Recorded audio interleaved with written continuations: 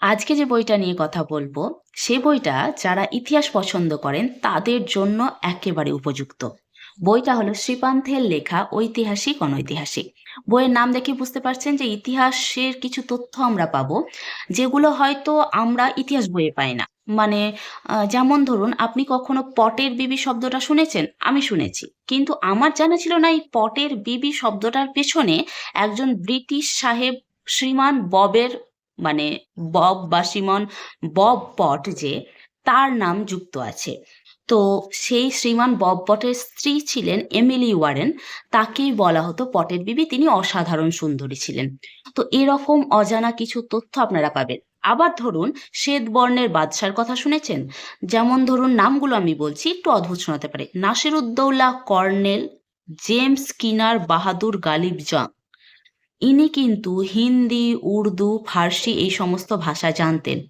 তো সেই সময়, মানে যে সময় ব্রিটিশরা আমাদের উপর শাসন চালাচ্ছিল, সেই সময় তো অনেকেই এসেছিলেন ইংল্যান্ড থেকে, মানে ভাগ্য পরিবর্তন করার জন্য। তো সে সময় কিছু মানুষ ছিলেন যারা যারা এখানকার কালচারটাকে অ্যাডপ্ট করেছিলেন। মানে এদেশীয় যে শুধুমাত্র ধনরত্ন লুট করেছেন তা নয়, এদেশের কালচারটাকেও তারা অ্যাডপ্ট করে নিয়েছিলেন। যেমন সে সময় তারা নবাবদের দেখা দেখি হারেমও সাজিয়েছিলেন। আবার নবাবদের মতোই তারা খাবার টেবিলে 40-50 জন ছাড়া খেতে বসতেন না। অতএব তাদের যে কালচারটা হয়ে উঠেছিল, সেটা ইংল্যান্ডে মানে সেই সময় ইংল্যান্ডের বাসী যারা ছিল, ইংল্যান্ডের যারা ছিল তাদের থেকে একদম আলাদা। তাদের বলা হতো নাবব। মানে নবাব নয়, কিন্তু নাবব। তো সেই নবাবরা যখন ইংল্যান্ডে ফিরে গেল, ফিরে গিয়ে মানে তারা যখন তাদেরকে ফিরে যেতে হলো, তখন কিন্তু তৎকালীন ইংল্যান্ডের যারা অধিবাসীরা ছিলেন তাদের সঙ্গে কিন্তু তাদের কালচার ম্যাচ করছিল না।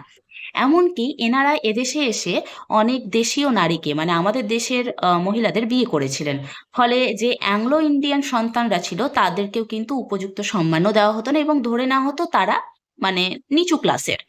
তো এই সমস্ত তথ্য এবং কিছু অজানা জিনিস, যেগুলো আরো কিছু তথ্য রয়েছে, মানে আমি আপনাদের পুরো বলে বোঝাতে পারবো না জিনিসগুলো কি কি রয়েছে। আমি বলবো অবশ্যই একবার পড়ুন।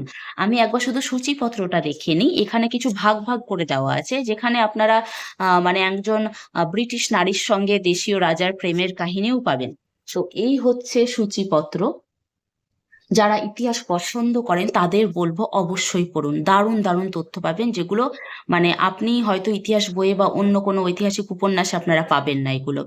আর আমার মনে হয় শ্রীপান্থের লেখা ইতিহাস নির্ভর এই বইগুলো কিন্তু প্রত্যেকের একবার পড়া উচিত। পড়বেন এবং আমাকে জানাবেন যে কেমন লেগেছে।